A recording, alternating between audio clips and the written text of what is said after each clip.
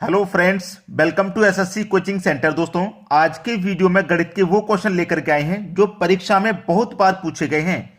तो चलिए स्टार्ट करते हैं। पहला सवाल है, किसी विद्यालय में लड़के तथा लड़कियां 5:2 के अनुपात में हैं। यदि लड़कों की संख्या 150 है तो विद्यालय में कुल कितने विद्यार्थी हैं? अच्छा सवाल है। हमें दिया गया है बॉय और गर्ल। भाई, लड़के हो गए बॉय, लड़कियां हो गई गर्ल, इनका अनुपात हो गया 5:2, यही दिया गया है। ठीक है, हमसे कह रहा है कि लड़कों की संख्या 150 है। देखिए, अनुपात में लड़कों की संख्या कितनी है? 5। अनुपात में भाई कितनी है? 5। और रियल में कितनी है? 150 है। क्लियर है इतनी बात? यानी कि अनुपात में 5 है, रियल में 150 है। 5 अनुपात की वैल्यू 150 के बराबर है, तो 1 अनुपात की वैल्यू कितनी होगी? 30 हो जाएगी।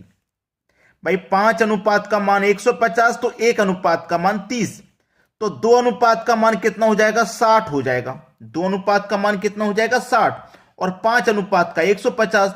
आपसे पूछ रहा है कुल कितने विद्यार्थी हैं, तो कुल विद्यार्थियों का मतलब क्या है? लड़का लड़की दोनों मिलाकर के कितने हैं? लड़के हैं 150, लड़कियां हैं 60, दोनों मिलाकर के हो जाएंगे 210 विद्यार्थी। तो परीक्षा में यानी कि विद्यालय में कुल कितने विद्यार्थी हैं? 210 हैं। यह आपके सवाल का बिल्कुल सही आंसर हो जाएगा, 210, यानी कि पहला ऑप्शन बिल्कुल सही जवाब। जो बच्चे नया नया तैयारी करना चालू किए हैं, चैनल को सब्सक्राइब करके बेल आइकन का बटन जरूर दबा दें, और बेल आइकन का बटन दबाने के बाद ऑल पर क्लिक कर देना। ऑल पर अगर आप क्लिक नहीं करोगे तो हमारा नोटिफिकेशन आपको नहीं दिखाएगा वीडियो का। अगर आप ऑल पे क्लिक कर दोगे तो हमारा जो भी वीडियो हम अपलोड करेंगे उसका नोटिफिकेशन आपको पहुंच जाएगा। आप वहां से फिर वीडियो को देख करके तैयारी कर सकते हैं। बस फ्री का काम है, कोई पैसा नहीं है इसका। सब्सक्राइब करके बेल आइकन का बटन दबा के ऑल पे क्लिक कर देना। हम जो भी वीडियो अपलोड करते रहेंगे उसके नोटिफिकेशन आपको मिलते रहेंगे, जिससे कि आपको वीडियो देखने में आसानी रहेगी। आपको पता लगता रहेगा कि कब कब वीडियो आ रहा है। ठीक है, चलिए अब देखते हैं अगला सवाल। अगला सवाल है, एक दुकान में गणित, अंग्रेजी तथा विज्ञान की पुस्तकों का अनुपात 5:12:7 है।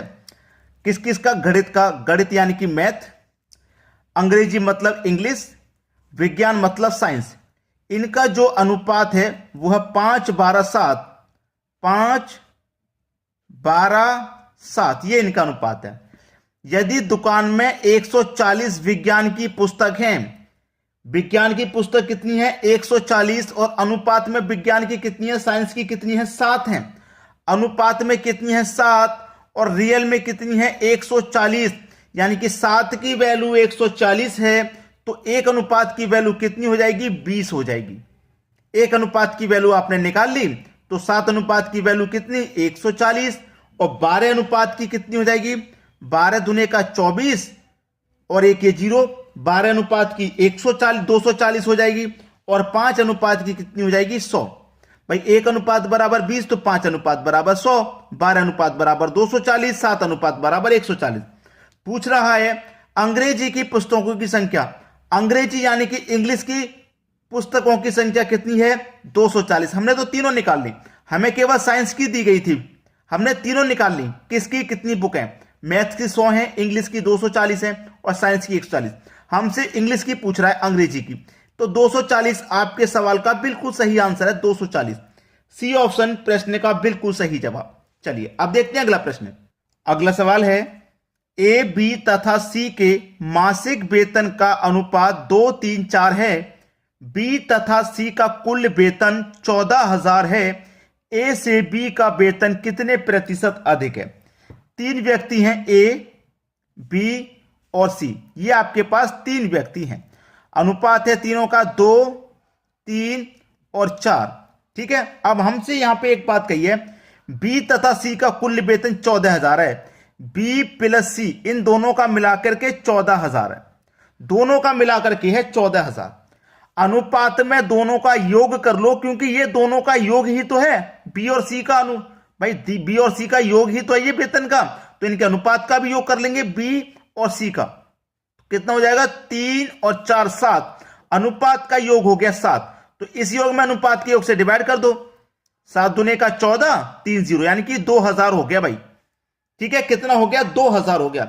अब 2 का मल्टीप्लाई 4 से कर दो तो 8000, 3 से कर दो 2 त्रिक का 6000, 2 से कर दो 2 दुने का 4000, तीनों का अलग अलग आप निकाल लेंगे। आपसे पूछा क्या? ए से बी का वेतन कितने प्रतिशत अधिक है, प्रतिशत में पूछा है। ए से बी का वेतन देखो कितना अधिक है, ए से बी का वेतन कितना अधिक है? 2000 अधिक है। बी का जो वेतन है वो 6000 है, तो 2000 अधिक हुआ ए से, 2000 अधिक है कितने पर भाई? 2000 अधिक है ना, हमें यह मालूम है 2000 अधिक है कितने पर? 4000 से। और प्रतिशत के लिए क्या करेंगे आप? 100 से मल्टीप्लाई करेंगे। 2000 से 4000 दो बार में कट जाएगा, और 2 से 100, यहां पे 1000 नहीं 100 से मल्टीप्लाई होगा प्रतिशत के लिए। 2 से 100 50 बार में कट जाएगा, यानी कि 50% आपके सवाल का बिल्कुल सही जवाब हो गया। क्लियर है दोस्तों, सभी को समझ में आ गया? अब देखेंगे अगला सवाल। अगला प्रश्न है, एक दुकानदार को 50% प्लस 50% की छूट का बोर्ड लगा हुआ है, वह कितने प्रतिशत छूट दे रहा है? अगर ऐसा सवाल आपके पास रहे तो आप यह मत समझ लेना कि 50 प्लस 50 की छूट है तो हमें 100% की छूट दे रहा है, ऐसा बिल्कुल मत समझना। अगर आपने 100 आंसर कर दिया तो समझो गलत कर दिया। इसको करने का एक फॉर्मूला है, ए प्लस बी प्लस का ए बी बट्टे 100, यह फॉर्मूला है। ए की वैल्यू ये है, बी की वैल्यू ये है। ठीक है, चलिए हमारे पास ए की वैल्यू कितनी है? 50। अब ये छूट दे रहा है ना, तो माइनस का 50। देखिए जब छूट देगा तो माइनस में रहेंगी वैल्यू, और प्रॉफिट देगा तो प्लस की रहेंगी। अब ये भी छूट दे रहा, दूसरी छूट भी 50% की है, तो ये भी 50 आपका माइनस का आ जाएगा। भाई एक छूट होगी 50 की, दूसरी छूट 50 की, तो दोनों माइनस में देगा। और माइनस माइनस क्या होता है? प्लस। ए की वैल्यू 50 है, बी की वैल्यू भी 50 है, बटे में 100 आ जाएगा। 2 जीरो से आप ये 2 जीरो कटा दो, 5 का गुना 5 से कर दो 25, माइनस का 50 माइनस का 50 माइनस का 100 हो गया, और प्लस का कितना है? 25। माइनस के 100 में से प्लस का 25 कटेगा, माइनस का 75। माइनस में आने से पता चल गया कि 75% का डिस्काउंट है, जो छूट है वो 75% की है। डी ऑप्शन है सही जवाब। आसानी से कर पाओगे इन सवालों को। अब चलिए अब देखते हैं अगला प्रश्न। अगला सवाल है, यदि 20 किताबों का क्रय मूल्य 15 किताबों के विक्रय मूल्य के बराबर है तो लाभ या हानि प्रतिशत क्या है, यह बताना है। अच्छा सवाल है। ऐसा प्रश्न देखिए कभी भी रहता है, हमसे कह रहा है 20 किताबों का क्रय मूल्य, 20 किताबों का क्रय मूल्य, क्रय मूल्य यानी कि किताबों का क्रय मूल्य, क्रय मूल्य यानी कि कॉस्ट प्राइस, बराबर है, बोला है बराबर है 15 किताबों के विक्रय मूल्य, विक्रय मूल्य यानी कि सेलिंग प्राइस के बराबर है। चलिए ये देखिए इधर कॉस्ट प्राइस है, अब ये सेलिंग प्राइस बराबर के इधर आएगा तो कॉस्ट प्राइस के बटे में सेलिंग प्राइस हो जाएगा। इधर क्या बचा? 15। अब ये 20 इधर जाएगा तो 15 के बटे में 20 आ जाएगा, यानी कि कॉस्ट प्राइस 15 रुपए, सेलिंग प्राइस 20 रुपए। अब 15 रुपए की चीज को आप 20 रुपए में बेच रहे तो 5 रुपए का फायदा होगा। फायदे का मतलब लाभ होना है, इतना क्लियर हो गया। लाभ होना है, फायदा हो रहा है ना 5 का। 15 की चीज को 20 में बेच रहे, 5 का लाभ हो रहा है, तो हानि तो हो नहीं सकता। ये वाला ऑप्शन भी नहीं हो सकता, ये वाला भी नहीं हो सकता, हानि नहीं हो सकता। ठीक है, 5 का लाभ हो रहा है। प्रतिशत में कभी भी लाभ हानि निकालो, हमेशा कॉस्ट प्राइस पे निकलता है। कॉस्ट प्राइस 15 है, और प्रतिशत के लिए 100 से कर देते हैं मल्टीप्लाई। 5 से कटेगा 15 3 बार में, और 3 से कटाऊंगा 3 त्रिक का 9, 1 बचेगा, फिर से 10, 3 त्रिक का 9, 1 बचेगा, नहीं जाएगा तो 1 ऊपर बटे में 3। 33.1/3%, 33.1/3%, ये रहा आपके सी ऑप्शन में। हानि वाला तो हो नहीं सकता, पहले ही बता दिया, लाभ होगा। सी ऑप्शन बिल्कुल सही जवाब। चलिए अब देखते हैं अगला प्रश्न।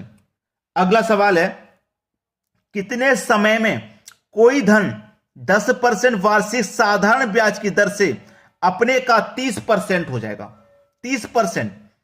देखिए 10% वार्षिक है। 10% वार्षिक का मतलब क्या है कि एक वर्ष में वो 10% का साधारण ब्याज है। एक वर्ष में 10% है तो दूसरे वर्ष में भी क्या होगा? 10% रहेगा, और तीसरे वर्ष में भी क्या रहेगा? 10% रहेगा। ठीक है, तो हमें से क्या कह रहा है कि किसी साधारण ब्याज की दर से अपने का 30% हो जाएगा। कितने समय में कितना हो जाएगा? 30% हो जाएगा। एक साल का 10, दूसरे साल का 10, तीसरे साल का 10, तो 3 वर्ष में हो जाएगा ना 30%। भाई 3 वर्ष में 30% हो जाएगा। तो पूछ रहा था कितने समय में, भैया 3 वर्ष इस सवाल का सही जवाब है। ऐसे सवाल के लिए फॉर्मूला वगैरह नहीं लगाते, डायरेक्ट हो जाता है।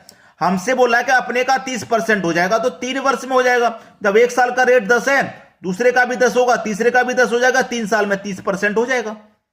ठीक है, समय पता चल गया हमको 3 साल। वीडियो अच्छा लगा है तो शेयर और लाइक जरूर कर दीजिएगा भाई, इतना काम कर देना बस, शेयर और लाइक। वीडियो देखने के लिए आपका बहुत बहुत धन्यवाद।